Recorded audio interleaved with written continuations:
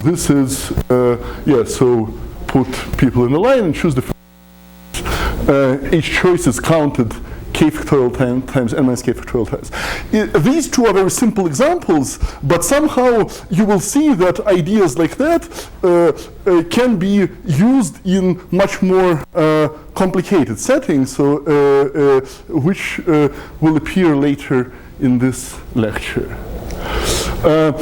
Also, maybe I would like to say that this number, n choose k, appears very naturally in algebra. So when you take the a plus b to the power n and try to open the brackets, try to fully expand it, you get these numbers as coefficients of individual monomials. The coefficient of a to the power k, b to the power n minus k is equal to n choose k.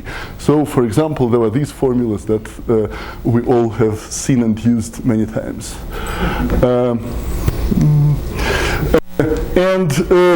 So now we're talking about counting in a slightly more complicated context. So roughly speaking, when we talk about trees in mathematics are a particular type of graphs. And graph, again, for purposes of combinatorics, is about counting the ways of connecting several points in various possible kinds. And this result that I am going to discuss was actually discovered many years ago, more than 100 years ago, in 1889 by a remarkable mathematician of those times, Arthur Cayley. And somehow some of his motivation was from combinatorics, but also his motivation was partly coming from algebra, and the proof of this result that I'm going to explain actually uses some intuition coming from complex analysis, so it is kind of a nice blend of different kinds of mathematics. So let me first give you some little reminder for terminology that I am using. So when I'm talking about graphs, I am talking about that we have several vertices, and we have a rule which tells you which vertices are directly connected. So you have something like this. You have several vertices, and some of these vertices are connected, and I want to emphasize that we only care about knowing which vertices are connected. It doesn't really matter how we draw the corresponding thing on the plane, because for example, I could draw this with vertices 1, let me call these vertices 1, 2, 3, and 4, or I can do something like this.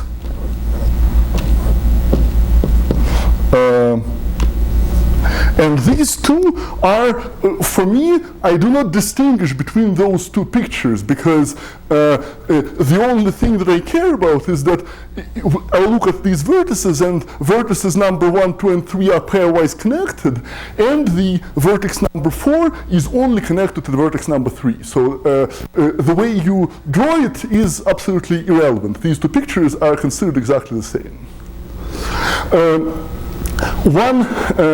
So in principle, graphs appear in mathematics a lot, because they also appear in real life a lot, because graphs is just give you a convenient way to represent relationships between different objects. So for example, you can take the graph whose vertices are capitals of Mexican states, and then draw a line between the two capitals if there is a direct flight between the two of them.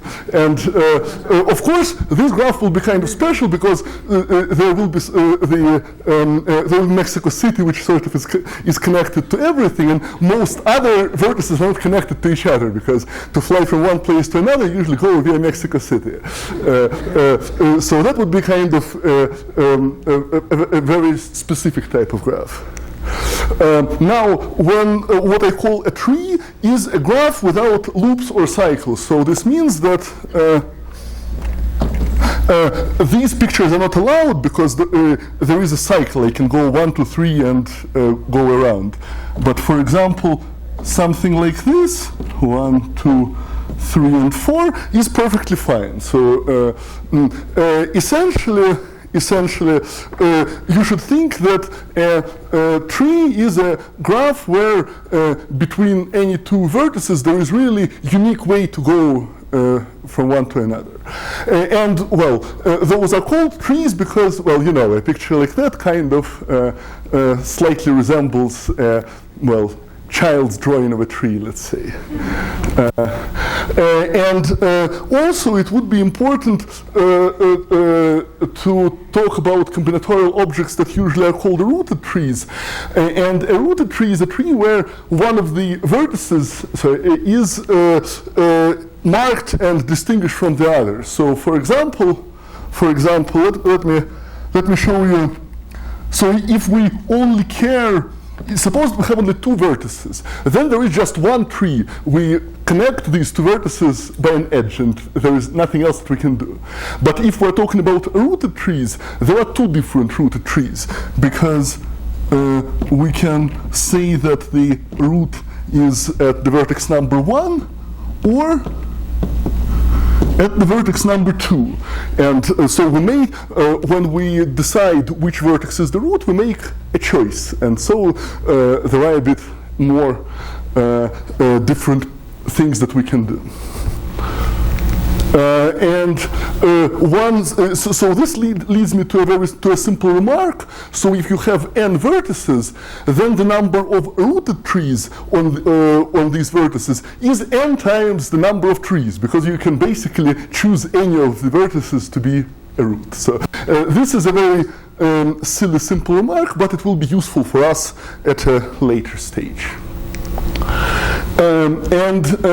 What Cayley noticed in late 1800s is that the number of trees with n vertices, actually, if you start computing, there is a very nice pattern.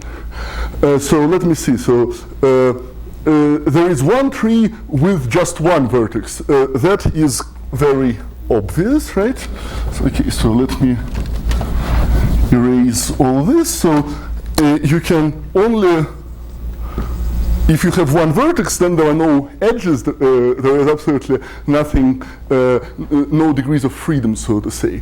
Then there is, if we don't care about the root, there is just one tree on two vertices, as I explained. What about three vertices? That is also very easy. So if we have three vertices, then we can only have something. So let me actually draw you all the three trees with three vertices. And here I suppose I would like to emphasize that in principle I could also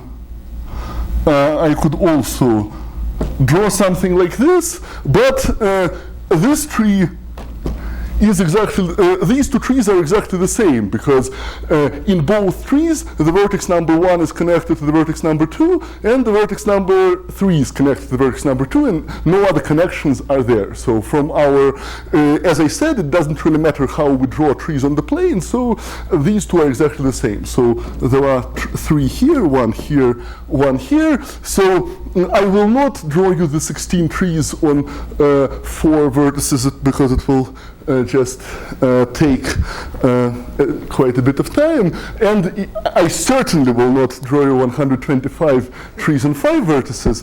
But already with these numbers, you can see, in fact, you can guess some sort of pattern, because 16 is 4 squared, 125 is 5 cubed, and so in fact, one natural guess is that the number of trees on n vertices is equal to n to the power n minus 2. And so this, in fact, is correct, and this I'm going to explain to you today why this is correct. And of course, we discussed already that number of trees is nicely related to the number of rooted trees. So for the number of rooted trees, you have the numbers are 1, 2, 9, 64, 625. So in fact, of course, the pattern is that the number of rooted trees is n to the power n minus 1.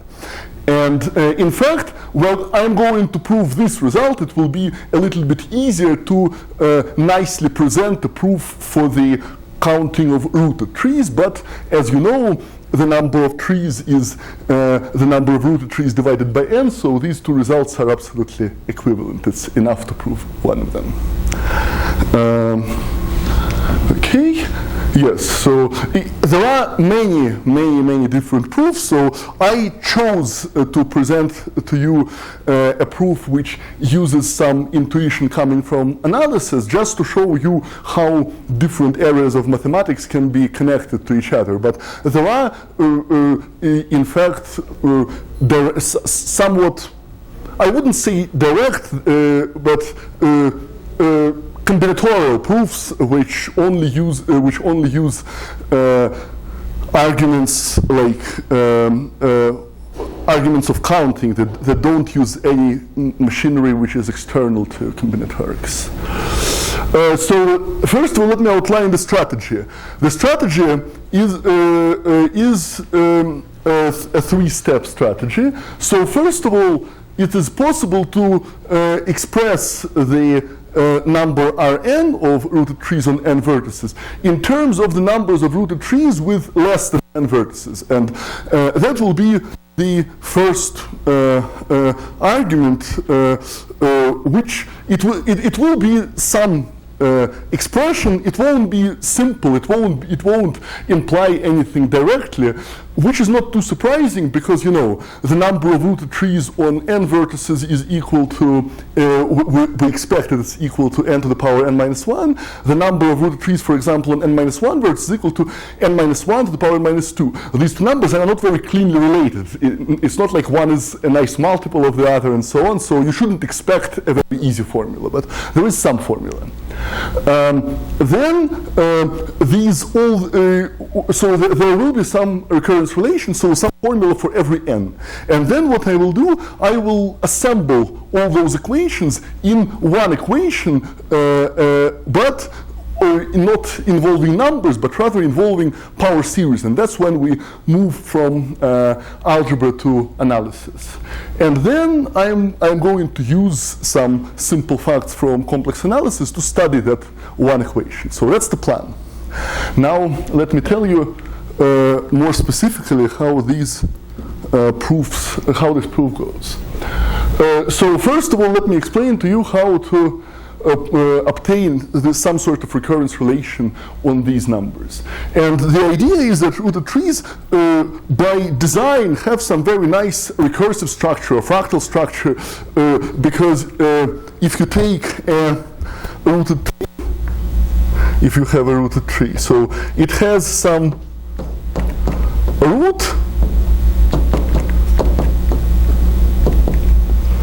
It has a root, and then to that root you have this root has several edges connecting it to other vertices, and then everything, the part of the tree which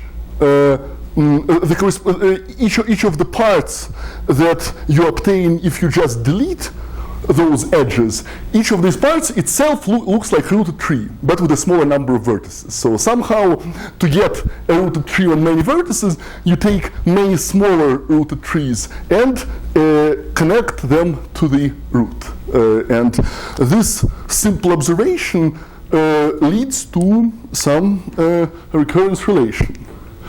Yes, so this is exactly what I said. So now, let me say, let me put it like that. So suppose we have the root of our tree is a vertex number k, and then there are many trees attached, rooted trees attached to this vertex, and to somehow the easiest way, the cleanest way to count is to use the following notation, that suppose that there are among those trees attached to the root k are n1 trees, each of which has one vertex, m2 trees with two vertices, and p trees with p vertices. So somehow, why am I doing something like that? Because later we'll, okay, let me maybe give you some little hint. So somehow,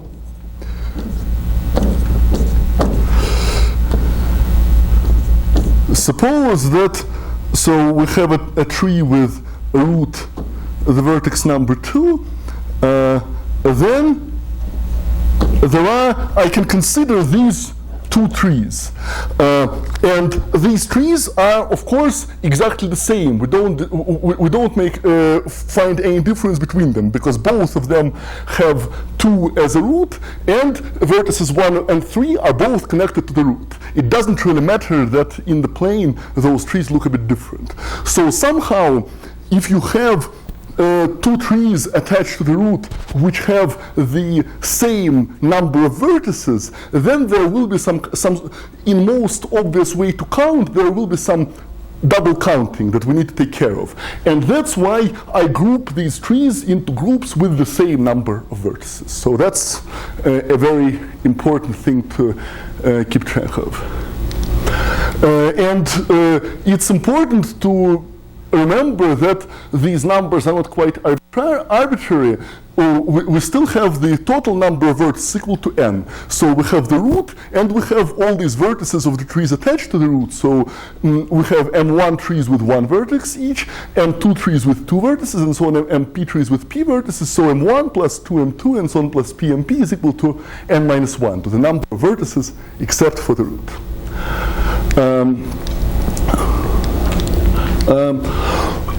So suppose that we fix the number p, so fix the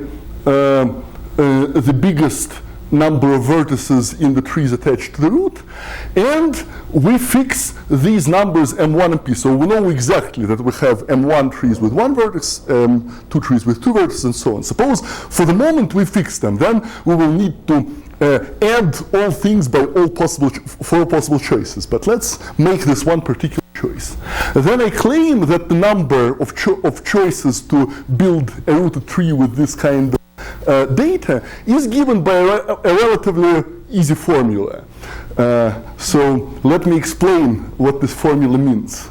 So first of all, I have this factor n in the beginning. This number n is the number of ways to choose the root. Because there are n vertices, we need to decide that one of them is the root. Then we take the number n minus 1, and I want to split the remaining n minus 1 vertices into groups which will be vertices of the same rooted tree. And since we have n1 trees with 1 vertex, m2 trees with 2 vertices, and so on, and p trees with p vertices, the number of ways to do so is given by this fraction, n minus 1 factorial, and then divided by the product by m1 times 1 factorial, and 2 times 2 factorial, and p times p factorial. This is very similar to what we were doing when we were choosing k people out of n, right? So you put those n minus 1 vertices in a line, and then as you take the first vertex as one of those m1, the second, and so on, then you take pairs to, and the order doesn't matter, so you have to divide by all those factorials. So this is exactly the same counting.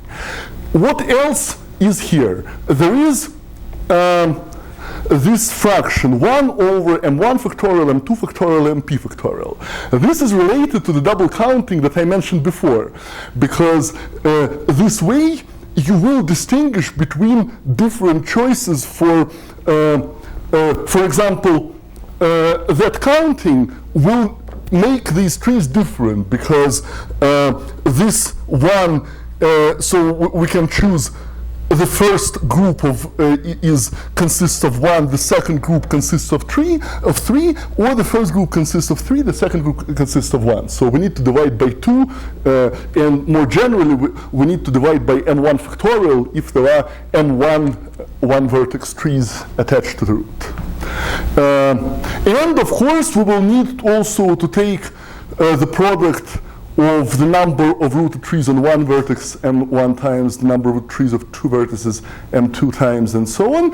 And that's because once we make all those choices, we really need to identify which combinatorial structure that each of those rooted trees have. So this is maybe the most obvious part of the formula. All that little counting on the left, this is, you need to think a little bit about it, but somehow this product on the right certainly is there because you need to choose which of the rooted trees you put at each place. Okay, so this, yes, I mean, believe me, so this is the most, well, the scariest formula of this lecture. Everything else will be much easier. So first of all, this formula that I just copied from the previous slide can be, of course, simplified substantially like this. So first of all, I can multiply n by n minus 1 factorial, and I get n factorial. Then, so the product of m1 copies of R1 is, of course, R1 to the power m1, and here you have the product of m1 copies of 1 factorial, so you have this. Same with R2 and 2 factorial. Oh my god, okay, so forget about these factorial signs. So there are absolutely no factorial signs there. So it is R1 over 1 factorial to the power m1 over m1 factorial 1 over m2 factorial R2 over 2 factorial to the power m2, and so on. Yes, well, you know, when you start typing a long formula like that, where you have factorials almost everywhere, you are, I suppose, tempted to put them everywhere, and it goes completely wrong. But yeah, right. So now, okay, this persists. So in any case, to get the number Rn, as I said before, we need to add these things over all possible choices of these P, M1, MP subject to these constraints. That is not very pleasant, but I'm not going to actually add it. I'm going to explain to you how to package this recurrence relation into something a little bit better. Oh yes, now it's better. So so somehow we have here something which uses not quite the number rk, but rather rk over k factorial. I want to emphasize that, yes, so you add all these numbers together and you say that this is equal to Rn. And in fact, this means that you can divide everything by n factorial and say that Rn over n factorial is equal to something a little bit more simple. So it makes sense to focus on the coefficients Rn over n factorial. And this, maybe I should mention that it's a very important general phenomenon that somehow n factorial here counts the symmetries of the set of vertices, because you can, if you have n vertices, you can rename them in n factorial ways. And this is a very usual combinatorial situation, that when you are counting something, usually formulas get better if you divide by the number of symmetries. So this is a very general phenomenon. And so the algebraic trick I'm going to use is the following. Let's assemble these numbers in a power series. So let's take some variable that I call z, and let's consider the power series r1 times z plus r2z squared over 2 factorial plus, so the coefficient of z to the power n is that number Rn over n factorial. So that's the new protagonist in the story, and using this power series, it turns out it's very easy to write a very nice equation that we can then deal with. So yes, let me, so I copy that series again, and so this is the equation. So I claim that our recurrence relation just means that this power series R of Z is equal to Z times the exponential of R of Z. And exponential, it's understood in its usual way, so where you know, the e to the power x is given by the Taylor series that we all have seen many times, just the sum over xn over n factorial. So I take this formula, and instead of x, I substitute r of z. So somehow, so this is not entirely obvious, but it's quite easy to see if you start actually. If you start figuring out what these formulas mean. So if you substitute R of Z given by this into everywhere here and start multiplying. So for example, when you have R of Z squared, this means that you will have the coefficient of Z to the power n here will be equal to the sum of things Ri times Rj times some numeric coefficient that is expressed via factorials and so on. So somehow this equation says that if you take the coefficient of Z to the power n here on the left, and the coefficient of Z to the power n on the left is just Rn over n factorial, then it is equal to some big sum of products in n times factorials. So it's not entirely surprising that the recurrence relation that I told you about is packaged like this, but you need to actually do some work to convince yourself that this our recurrence relation translates into that. I am not going to do it right now. For this particular statement, I suggest that you believe me, and then later when you come home, you can actually you can try to see what happens when you multiply out all the brackets and open them, and you will see that it will be exactly the recurrence relation I had on the previous slide. I mean, it is one of those things where if you try to carefully explain it, everything gets even more confusing, but if you try to do it yourself and see what is going on, you will easily convince yourself that this formula is correct. So that's exactly what I said.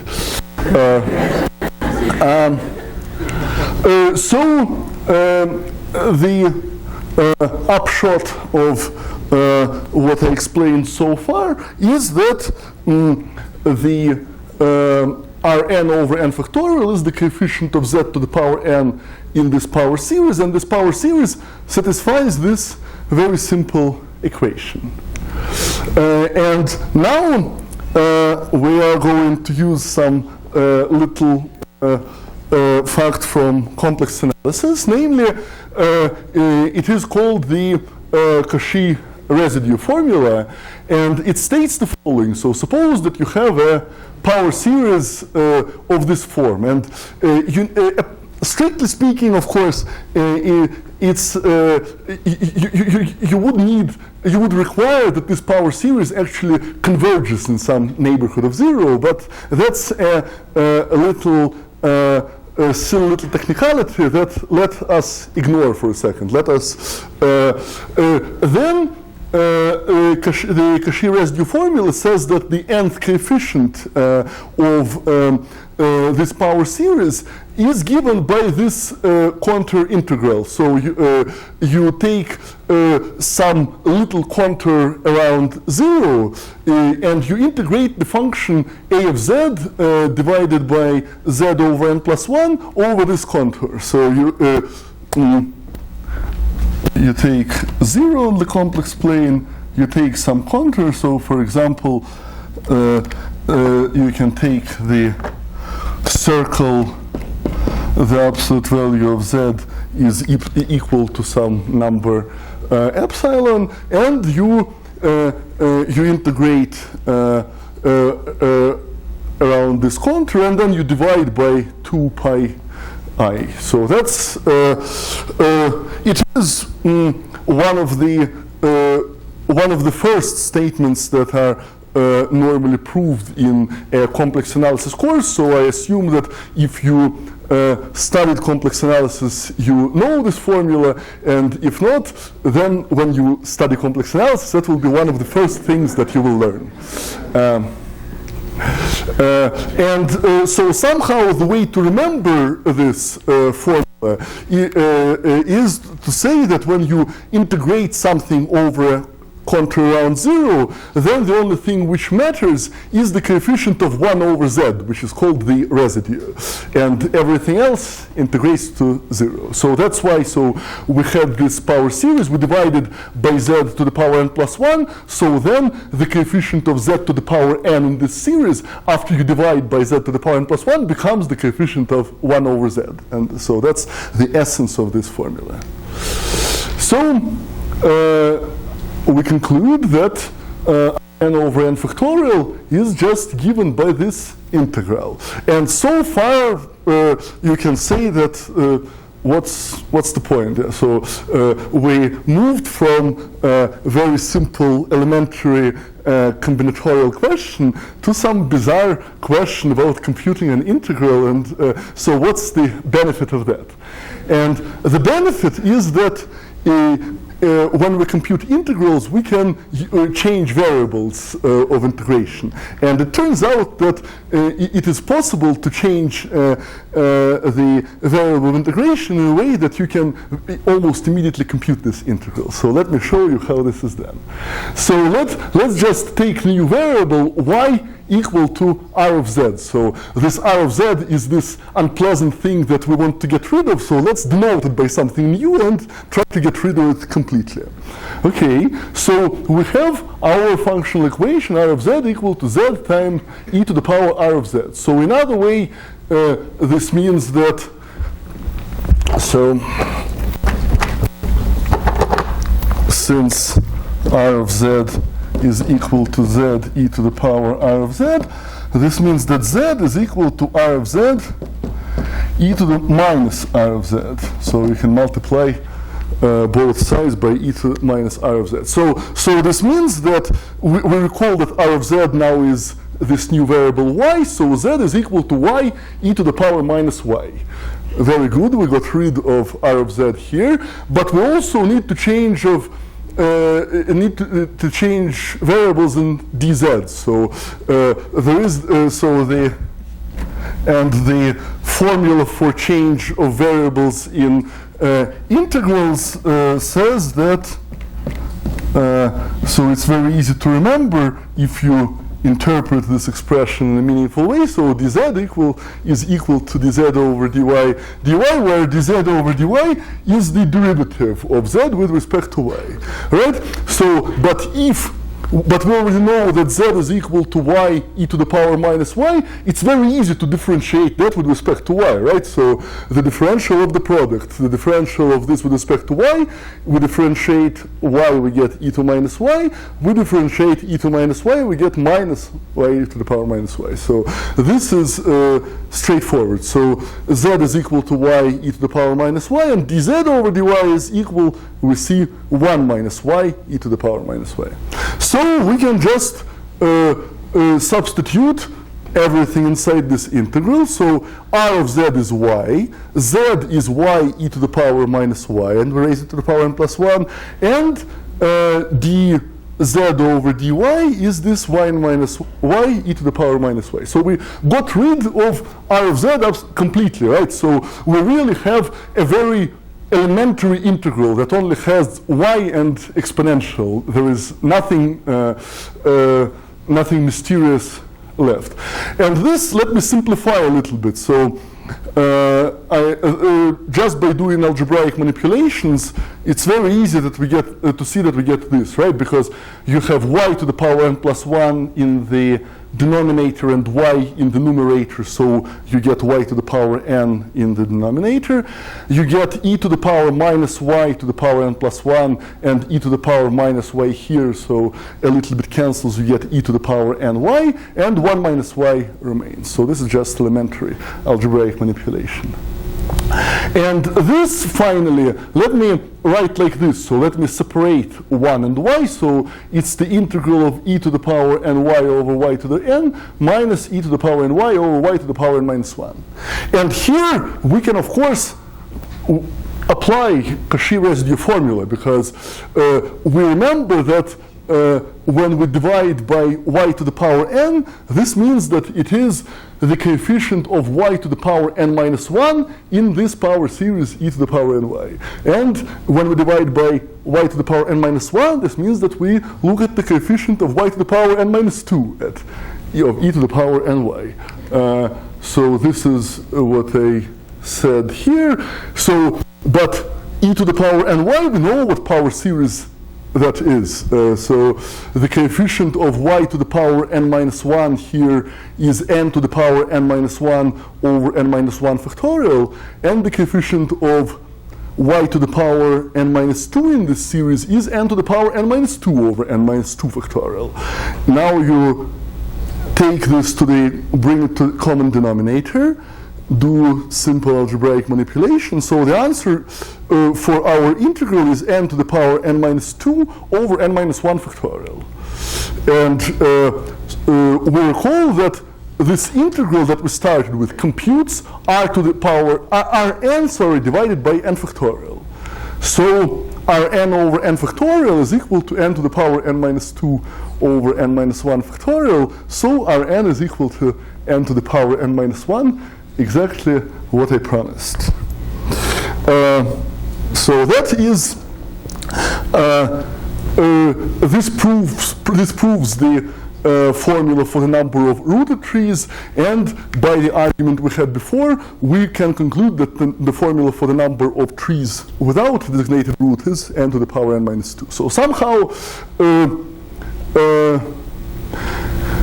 main part of the lecture finishes here, and you see what I like about this proof very much is that it really brings different parts of mathematics together. You start from a question which is an elementary combinatorial question, which in principle, at least in proving that something is equal, some counting thing is equal to n to the power n minus 1, it's something that you could have in principle encounter, I don't know, in a mathematical Olympiad or something like that.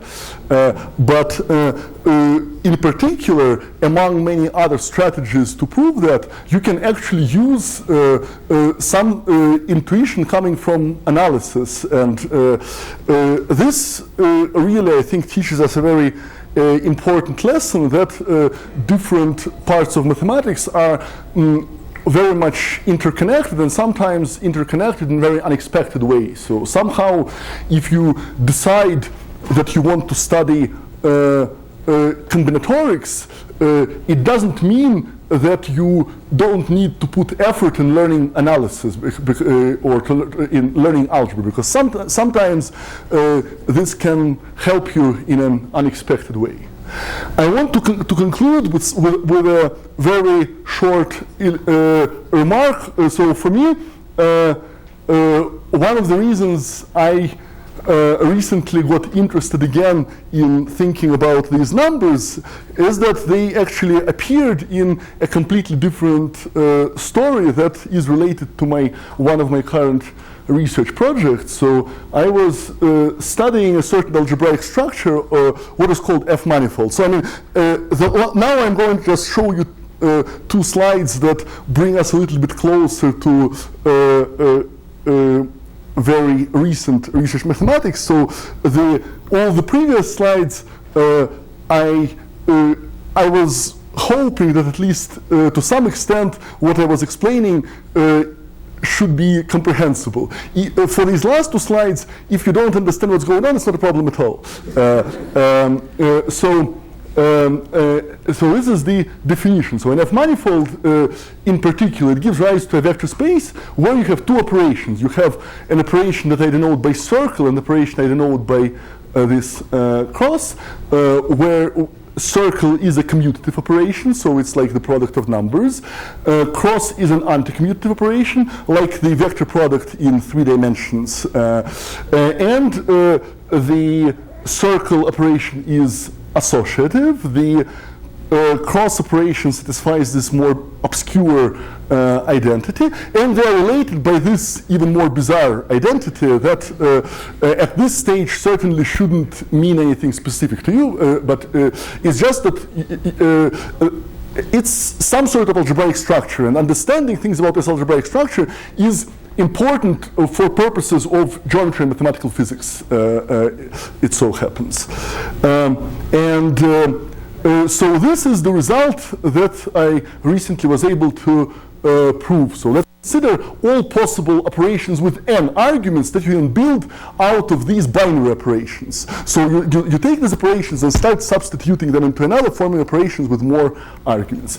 Then these operations that you can form, well, they form a vector space, and the dimension of this vector space turns out is n to the power n minus 1, and somehow this space is related to the space whose elements are all possible formal combinations of rooted trees with n vertices. So there is this kind of mysterious result. And to clarify what exactly I mean, I can say that for n equal to 3, you have these 9 operations that form a basis of that vector space of dimension 3 squared. So, for example, the circle operation is associative, and commutative, so we can form only one product, only one operation with 3 arguments out of it. And with other things, you have to be a bit more careful. So that's and somehow this result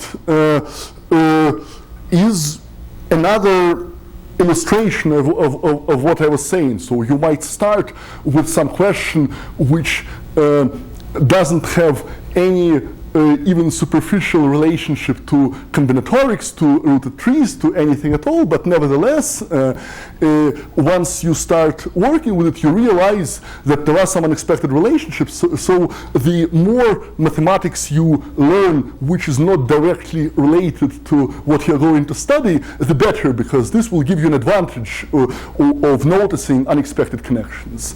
That's basically the main message of this lecture, and I'll stop here.